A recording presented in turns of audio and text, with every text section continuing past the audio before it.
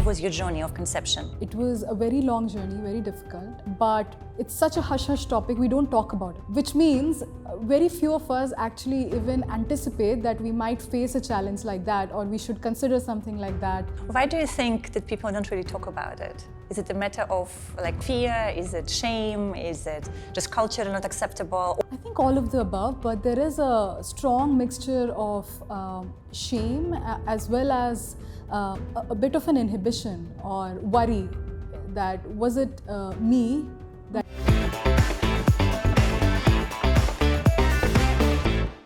Welcome to another episode of Yana TV. Today we're going to be talking what it means to be a mom to a small baby, especially when you're moving to a new country. What are the challenges? How do you overcome them? And today we're going to have a conversation with Kasturi Gomatham. So when we talk about raising a child, how old is your baby? She's 3 years old now. She's 3 years old. So tell me, when she was very little, or actually even before that, was your conception easy? Difficult? How was your journey of conception? It was a very long journey, very difficult.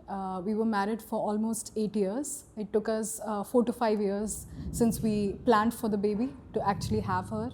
Looking back, that we should have known, and it's such a common struggle. Why do you think you should have known? I think it's a factor of what we talk very little about, I think.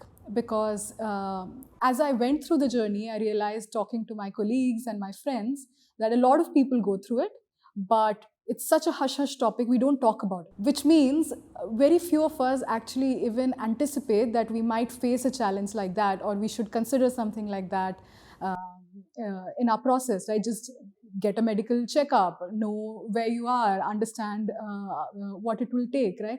So all those kind of things are very difficult to anticipate unless you're really seeking for that information, because it's not talked about so easily. Why do you think that people don't really talk about it? Is it a matter of fear? Is it shame? Is it just culturally not acceptable? I think all of the above, but there is a strong mixture of shame as well as a bit of an inhibition or worry that was it me?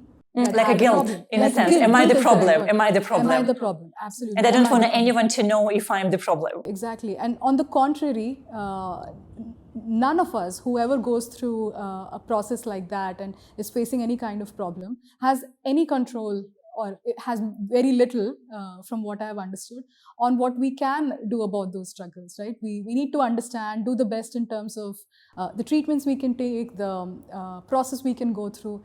But associating guilt with ourselves is the worst thing to do, but also the most common thing I think we end up doing. And I think particularly for women. Particularly for women. And it doesn't help that usually in conversations, it's the woman who's questioned the most. So we did go through a very long journey till we conceived our baby. We had our share of IUIs and IVFs, and none of them were easy because, again, the aspect of these treatments that's very little talked about, or if at all discussed, is the impact on mental health. We have so much around. You need to take these 10 medicines so many times over during the week and show up for your appointments at the clinic. But what will it do to your mental health, your behaviors, the mood swings, the ups and downs?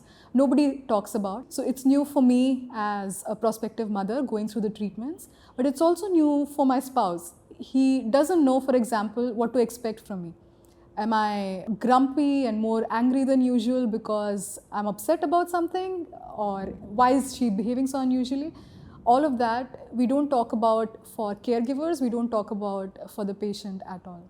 What do you think would actually help women? Because, conversation about IVF or any sort of, conception these days, it's a huge conversation. There are just so many women who are going through this one way or another. So what do you feel would help, actually? I feel very strongly that the treatments that women go through or men go through when it comes to infertility, the mental health side of things should be part of your prescription. Because no one really does that. They deal with the technical stuff of that, not with the soft mind. Exactly. It's not enough to say that you have a community, an online community of 1,000 people that you can log on to and ask your questions. I don't think that works for everybody. There's an inhibition, there's a lot to be figured out. Privacy. There's privacy. all that at a time when you have your own struggles, right? You're not necessarily in a happy place. You're worried. You don't know what's going on. You're trying to navigate. So it has to be equally important from a medical perspective, I think. So you prescribe the medicines, but you also prescribe what's required from a mental health point of view, at least the basics. Know that you're expected to have your mood swings. You're going to have these changes in your behaviors and the way you feel about things, and the kind of struggles you would have, how low you can feel, and what do you do when that happens. What did you do when you felt low? I did not know till the end of our process, actually, that it was happening to me because of the treatments I was going through. I happened to come across a doctor's video, and she runs a fertility clinic in US, and she was talking about the process of IVF and then the mental health side of things. And I looked at that video only because I wanted to know what the next course of treatment from a medical point of view, medicine's point of view would be. But she started talking about mental health and the mood swings you would have and how aggressive you would become sometimes. And it was so surprising to me. I felt, oh my God, this is all that I'm going through. And of course, my husband needs to know about it, you know. So it was serendipity, which it should not have been. And once I knew, it helped being kinder to myself. It helped my husband also to understand where I was coming from. And that whole process was just happenstance. Since we're talking also about your husband, and just in general, you as a unit, as the family, because I know there are quite a few examples of people who are going through this and they don't make it in their marriage. So actually inability to conceive often drives the couple apart. So here I'm just also curious then to ask, how did you guys manage to stay together through all those difficulties? It points to the fact that this whole process of going through infertility, going through multiple treatments, like IVF, is a very difficult thing for the couple, and not just the one going through the treatment, but also the partner. For us, I think what really kept us together was a bit of the personalities that both of us are. We are quite complementary in that sense. Rakesh, my husband, is a calmer of us. He's more resilient, so he takes his time and then he would absorb it and then react to things. So that really helped, I must say, in these times. But also as a couple, I think what helped us was quite comfortable being vulnerable with each other. The number of times we would have allowed ourselves to talk to each other in a very vulnerable position, having very honest conversations, but also showing that we can be weak at times, right? The number of times I probably broke down crying that I don't know what's going on is I can't even count them. But that comfort, I think, is very important. No judgment, safe space with each other. And that's probably the biggest thing that got us through from that point. Okay, so you succeeded, the baby arrived, so you have a small baby, and then I know that in your particular story, you moved with the very small baby to a new country while being a working mom. So how was that experience? I must say, one of the most defining experiences of my life so far. I think, one, because as you become a parent, like they say, you have your heart walking outside of your body. So that's actually very true. It's just so crucial. Every little movement of theirs is so precious to you, and you want to protect and do everything in your capacity for them. So there's so little control you can actually have. Yes, you can actually have. So just that experience, coming to terms with what you can do, what you cannot do, was the biggest piece of it all. But it started with me moving to Singapore with our then 1-year-old. She just from where? From Bangalore in India. Okay. And my husband had his own startup in Bangalore at the time, so he couldn't move with us. And we told ourselves that at any moment of time, if we felt it was not working and it was beyond as a family unit, we would give ourselves the outlet to come back or for him to move, just reunite then and there. So we almost had an emergency switch in our minds that if it's not working, let's just fix it. And that was what we had in mind when we moved. But as we moved, I came here with my 1-year-old. My husband joined for the first few days, then he had to go back to his work. It was an amazingly difficult, but amazingly defining experience, I should say. I moved here into, of course, a new office with the same company and the same people around me, so that really helped. But still, I came here with a very strong ambition. I moved because it was a great opportunity. With the ambition to work, With right? the ambition to So work. how do you juggle this? Since you just said that, okay, here is the baby, it's like your heart working outside of your body, and it is a very strong, of course, emotional connection. And at the same time, you're moving because you are transferred by the company to a different location. You probably also want to prove yourself that you deserve the job, that they made the right choice.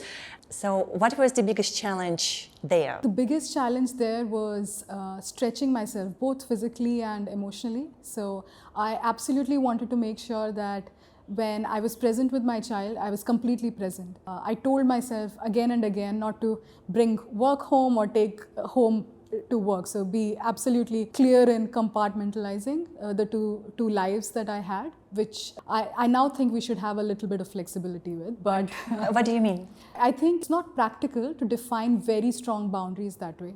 I think it's more about harmony than to say that I will not be worried about my child when I'm at work, or I'll not be worried about my work when I'm with my child.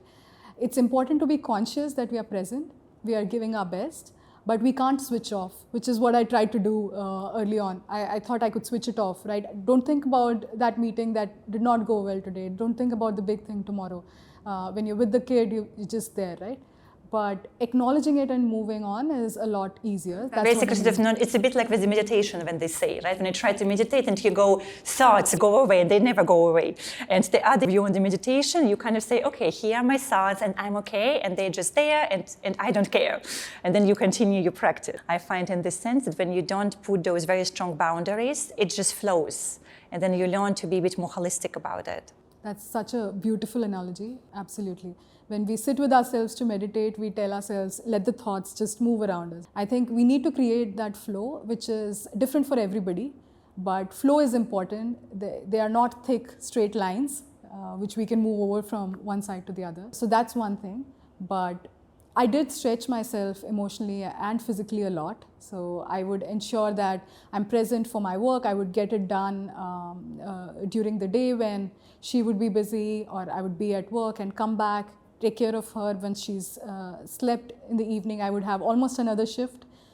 Not because it was asked of me, but like you said, I wanted to prove myself. I wanted to be the best at my work. I wanted to make sure that I made every moment count.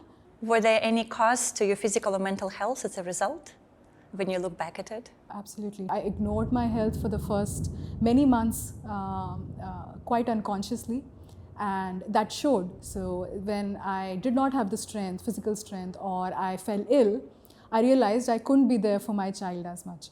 So that was a scary thought, because I was here by myself. My parents used to come and go, but there were still moments and months where I was by myself here with my child, and if I'm not well, then who would take care of her? Yeah, it's actually really scary.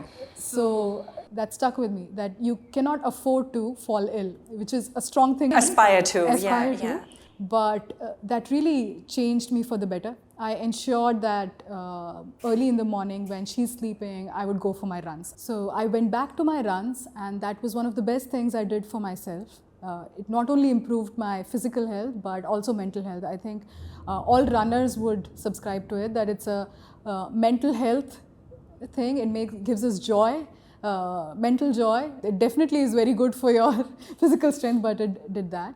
And that's where that thought of being scared about falling ill, because there's no backup, made me take notice, pause and say that I need to do better in terms of taking care of my health and my own mental resilience. So it's actually pretty much made you healthier and stronger. Also the fact that you had a baby, because as you said, I mean, being ill is not an option anymore, because someone's life literally depends on you. So you have to be healthy, and you have to do everything you can possibly to stay healthy.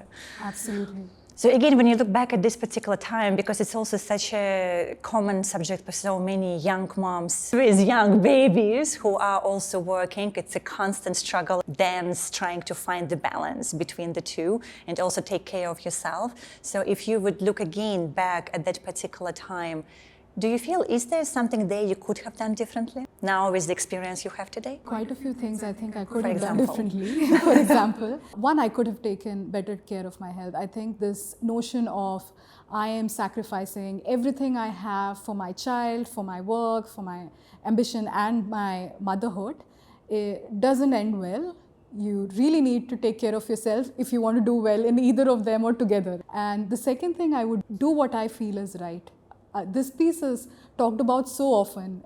It resonates with moms. Every time I talk to a mom is, hear everybody, but do what you think is right for your child and for yourself and your family, right? There are just endless ways of raising a child, and the right one is what is right for you. I would tell myself that and give myself that comfort that you're doing it right, you're figuring it out, and it's okay to have a few things here and there go wrong. I would give myself that space to make those mistakes, but do it my way and do it comfortably without guilt and second thought. Thank you so much. And that was Kasturi today with us on Yana TV, talking about a lot of things around motherhood and conception. And I do hope if you are going through this journey right now that you found resources which are valuable for you. So please take care of yourself. You remember that you are the most important person in your life. And I would love to hear from you in the comments, share the video, connect with a friend, and I'm going to see you next time.